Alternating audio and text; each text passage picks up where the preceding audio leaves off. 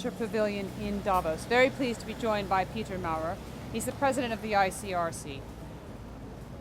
Now, you've just launched something incredibly interesting here in Davos, and it's a bond for disabled refugees. Tell me a little bit about it. It's actually fundraising with social investors whom we offer to invest into this creation of disability centers worldwide in fragile contexts, in contexts like Afghanistan, Central African Republic, Yemen, Syria, and others. Disabled people are those suffering most from war. They are poor, they suffer from violence, and they are excluded from society. ICRC has worked for a very long time with disabled societies. We have the experience, and we do private fundraising here, and against the promise to be able to create first a center, to treat the people, and to bring them back into productive economic life. Within 5 years, the bond will be repaid by a state agency to the original donor, and we hope that the original donor, social investor, will then again invest into social impact investment. I want to talk to you also about something not so positive. There's a few areas in the world where there are some forgotten conflicts. The world is concentrating on Syria, but Yemen has been forgotten. Why do you think that is? Well, I think we are worried at the ICRC because prominent conflicts make the headlines, and a lot of other conflicts are forgotten. We struggle all the time between the public attention and the objective needs. And indeed, countries like Yemen, Somalia, the north of Nigeria, or Mali, we see much more needs than in many other contexts which make number one. It's probably because the political attention of major powers is with strategic important countries and regions like the Middle East or regions of oil-producing countries. Very often the others are forgotten, they are more fragile, and they suffer more from armed conflict. Tell me about Yemen then. What have you seen, what have your people seen there? Well, we have at ICRC a major operation. I visited Yemen a couple of weeks ago. This is a highly destabilized country because of the 6-7 months of warfare that it has experienced. It has been the poorest country in the region, but it has been exposed to some of the most modern firepower and aerial bombing. It has been exposed to artillery shellings from armed group. It has been exposed of economic blockage. So what we see is that in particular the urban population suffers. When electricity supply is disrupted, then hospitals cannot work and cannot treat patients.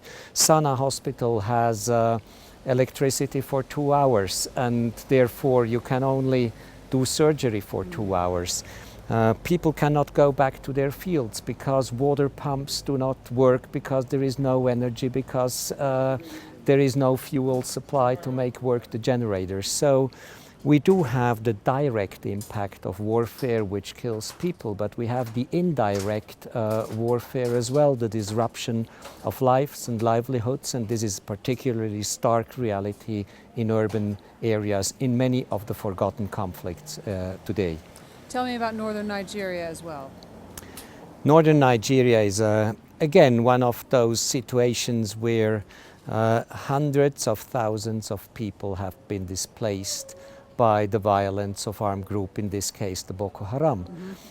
When I visited in late summer, autumn, I have seen in a place like Maiduguri tens of thousands of people with no shelter, no food, no water, just living under the trees.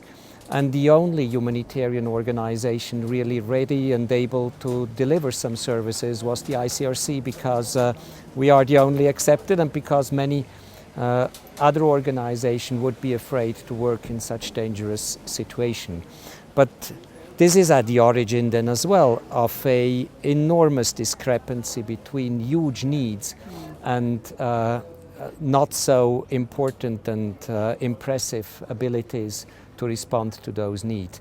So again, it's a forgotten conflict where I was particularly impressed by all the young people in refugee camps and just in the fields who do not go to school, who haven't gone to school for the second year in a row or for the third year in a row.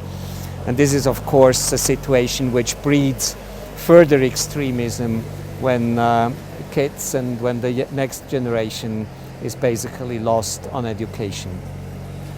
Is there a role for the private sector, not even from a philanthropic perspective, but more along the impact investing that you've been talking about, to put large sums of money into helping to resolve the refugee crisis? My experience is that the private sector is interested to come in maybe contexts and countries which are not necessarily the poorest one. Mm-hmm. The private sector is very often engaged in middle-income countries and has a sensitivity to the situation and the stability of those middle-income countries. I consider it realistic to think that the private sector would help in Lebanon or in Jordan or maybe in some other contexts, while in the poorest country very often, unfortunately, it's up to the public sector and to the budgets of the most wealthy nations to pay humanitarian organization to help. Peter, thank you very much for stopping by the Hub Culture Pavilion here in Davos, and I'm Edie.